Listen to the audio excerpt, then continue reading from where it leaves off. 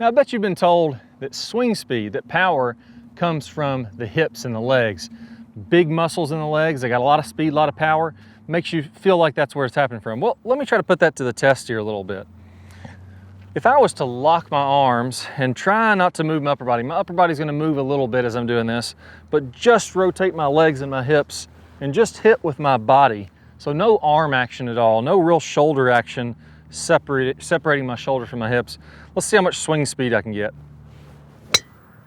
Dead straight. I think I hit that about as solid as I've ever hit a shot in my life. Nice and straight, nice and solid. 64 miles an hour of swing speed, 94 yards in the air, something like that. Not gonna be able to hit it very far unless you use your upper body, your shoulders and your arms. Now, for argument's sake, let's go ahead and lock the hips. And this little device I have here is called a PRGR Black, and I've tested it with my $18,000 launch monitor, and it's within 1 to 2 miles an hour every single time with swing speed. So pretty cool device, I highly recommend it. Let me lock off my hips now, and I'm just gonna swing just all arms.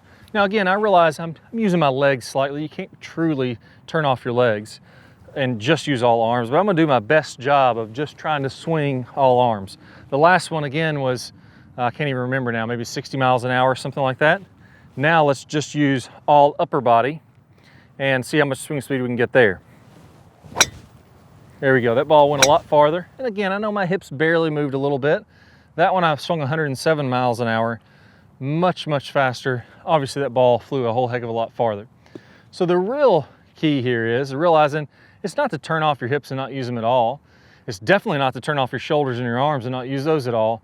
It's about using the entire body. Now I have 2 drills that are gonna help you a ton. The first drill is gonna help you get the fast muscles. Those are your shoulders and your arms, your wrist. We're gonna get that lag, and we're gonna let that really snap on through there. That's where you get a lot of the speed from. Again, I swung 107, pretty much just using those muscles.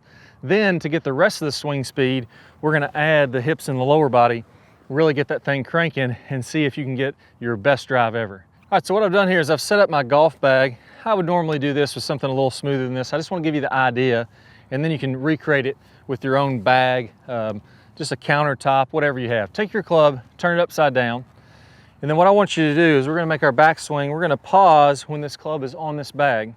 Now, for here, I have this bag located a little less than a driver width behind my golf ball.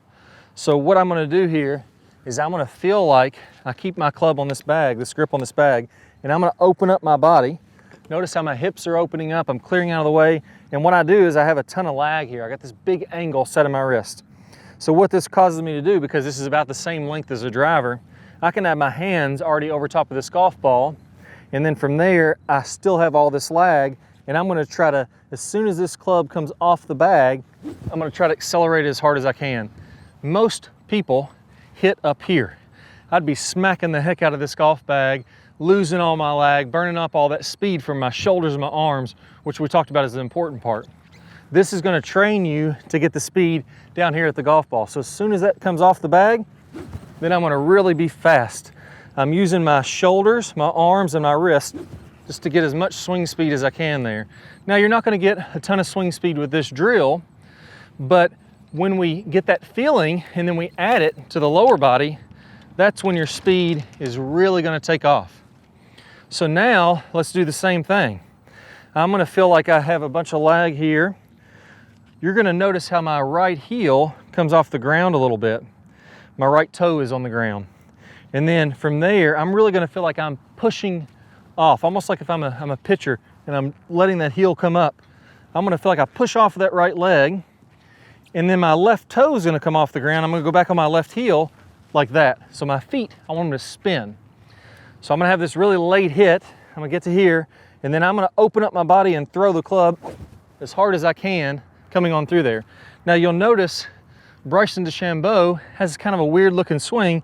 This is exactly what he's doing with his feet. That's because he's trying to get as much force as he can from his lower body, from his hips, from his entire body, basically. And those 2 drills together are gonna allow you to get speed at the ball, which is what really matters the most. So do a few reps of both of them individually, and then we're gonna put them together and we're gonna see how much swing speed we got. All hips, 60 miles an hour. All arms, 107, 108, something like that. Now let's put it together. I'm gonna go ahead and give it a big rip here. And let's see if we can at least get into the 120s. Maybe even a little high 120s would be awesome. There we go, nice straight drive. Right down the middle. 127 on my club head speed. You probably see that on my PRGR. Again, cool little device because you can put this right into your golf bag, leave it there all the time. I have one with me all the time. So that's those two drills together are going to help you to get some of the highest swing speeds and the best distance that you ever had. Now, you can't really stop there. I'm gonna be dead honest with you. If you just take what I did right there, you're gonna have trouble getting that lag.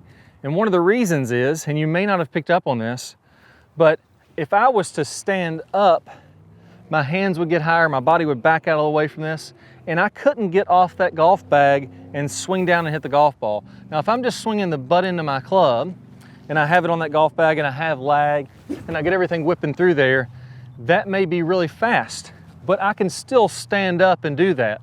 So I can have the club on the bag, I can stand up and throw it, and I feel like I'm going fast, but when I put a ball there, it's not going to transfer over. I'm not going to see the same speed.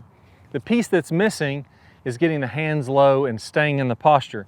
Now I have a drill, it's perfect for this. It's called the Knuckle Dragger drill. So what we're going to do in this drill is we're going to talk about the right way to move the body so that your knuckles and arms get low. If you notice when I had that bag there, my hands were pretty low when I was getting this lag, and then I was releasing out in front, so I would have been able to hit the golf ball. It would have transferred over to a real swing with the drill that I was doing. Now that Knuckle Dragger drill is a game changer. Once you start to get your hands lower, now it makes sense how I can have all this daggone lag, because I'm gonna release all that and still be able to reach the ball. If I do this and stand up out of it, even if I have a ton of lag, it wouldn't do me any good. I wouldn't be able to reach the ball. So I'm gonna start to cast to be able to reach down and get it. I'm gonna play a preview of that Knuckle Dragger drill here in just 1 second. All you're gonna wanna do is just go ahead and click that circle with some text that pops up on your screen. It's called a card. If you don't see the card, don't worry. Go down to the link below that's in the description below this video, and you'll get instant access to it there. You pair up the drills that we did here today with that Knuckle Dragger drill, hey, you got the complete package. Best of luck. I can't wait to show you the Knuckle Dragger. I got an awesome video for you. This one is what I call Knuckle Dragger. This is one of the best ones, one of the big missing pieces to players that are struggling to get more lag. Now, let's talk about when you lose lag, what's happening. A lot of times what's happening is as you make your downswing, if we're looking from this down the line view, what happens is my hips go toward the golf ball, they start to slide forward. My chest moves back away from this golf ball, so I'm getting farther away from the golf ball, and then all of a sudden I cast, I flip, and I don't have a lot of lag there. Well, look how far my hands are away from the ground. Also notice when I get my hands closer to the ground, so as my hands get lower, then what happens is they also go forward more. So as I want to have more lag, when you feel like your knuckles are dragging the ground, then that club is naturally going to lag back behind, and then you're going to release that out in front. When your hands are far away from the ground, well, if I had all that lag, where would I be swinging? I'd be swinging a foot over top of the golf ball. So you have to kind of flip, release that lag early to just make contact with the golf ball at all. So having those knuckles feeling like they're scraping the ground is really going to be a big key. Now another piece to this, again, when I talked about losing that posture, your hips go forward. You're going to want to feel like, as those hands scrape the ground, your knuckles drag the ground.